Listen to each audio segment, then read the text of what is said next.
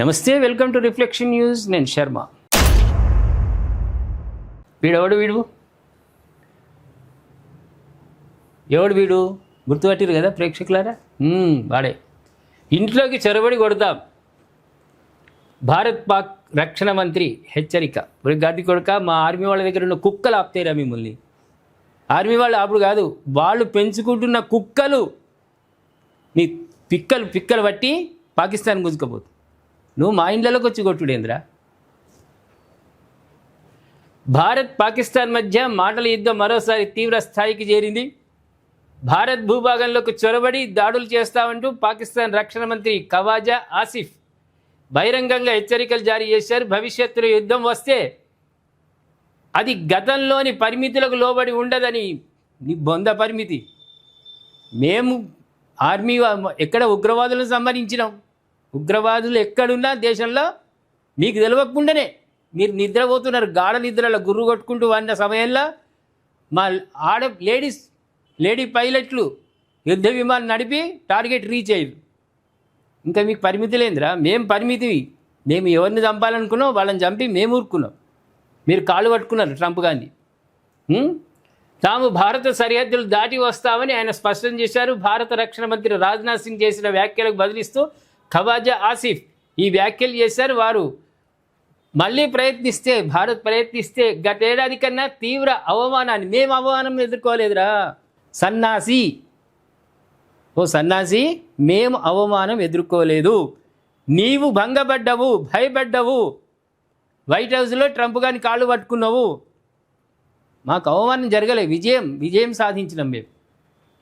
ఈసారి ఘర్షణ 200 నుంచి 250 కిలోమీటర్లకే పరిమితం కాదు. మేము వారి భూభాగంలోకి ప్రవేశించి వారి ఇంట్లోకి చొరబడి మరీ కొడతాం.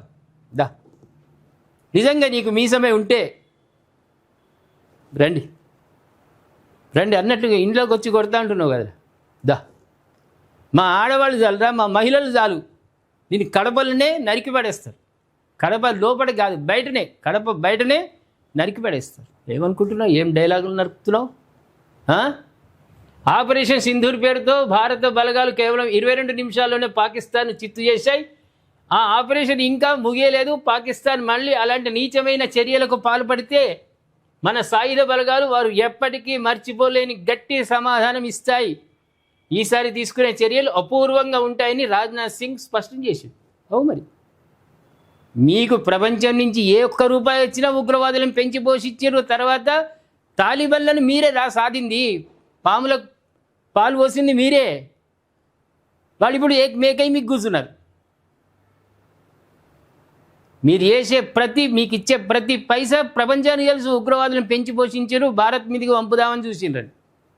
మీరెక్కడ బాగుపడతారా? మిమ్మల్ని కూడా నమ్ముతాడరా?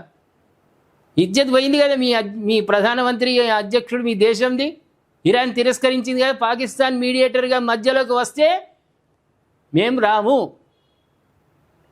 నీదే చక్కగా లేదు. నీకు పెట్రోల్ దొరకలేదు, డీజిల్ దొరకలేదు, పైసా పుడతలేదు. అత్యంత కఠినమైన దరిద్రంలో మీ దేశం కొట్టుకుపోతూ ఉంటే నువ్వు మీడియేటర్గా పోతా అని సిపాయి మాటలు మాట్లాడుతుంది. ఇజ్జత్ పైన నీ సౌదీ దేశాలు, గల్ఫ్ కంట్రీస్ అన్నీ నమ్ముతలేవు నిన్ను. వాళ్ళకి మాటిస్తుంది పెద్దన్నలాగా, నేను అండగా ఉంటా. నీకే అక్కడ సాధన అయితే లేదా? నువ్వు బయటకు ఏమంటే ఇస్తావు, ఏం సపోర్ట్ ఇస్తావు? అయిపోయి వాళ్ళకి చెయ్యి ఇచ్చినావు, హ్యాండ్ ఇచ్చినావు, వాళ్ళు చీ అంటున్నారు నిన్ను. అటువంటిది మా దేశం మీద, మా ఇళ్ళకి జొరబడి నువ్వు కొడతావురా? అంత దమ్ముందా నీకు?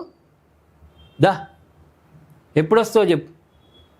మా మహిళలు చీపురు కట్టలు పట్టుకొని రెడీగా ఉంటారు, నీకు సన్మానం చేస్తాను. కూస్తే ఒక పద్ధతి, హద్దు ఉండాలిరా. ప్రపంచంలోనే అట్టర్ ఫ్లాప్ దేశం ఏదంటే పాకిస్తాన్. అట్టర్ ఫ్లాప్ రాష్ట్రపతి ఎవరంటే ట్రంప్. వీళ్ళిద్దరు ఇప్పుడు రెండే మిగిలిన. నీ సోపతోడు కదా వాడు. మీరిద్దరి మూటగట్టుకున్నారు అత్యంత గొప్పనైనటువంటి కీర్తి ప్రతిష్టలు మీ ఇద్దరికే. ప్రేక్షకులారా, వాడు పాకిస్తాన్ వాడు ఏం మాట్లాడుతున్నాడు మంత్రి? ఇంట్లోకి వచ్చి వాడు కొడుతాడట. జర కామెంట్ రూపంలో చెప్పండి గట్టిగా. సబ్స్క్రైబ్ చేసుకోండి, షేర్ చేయండి.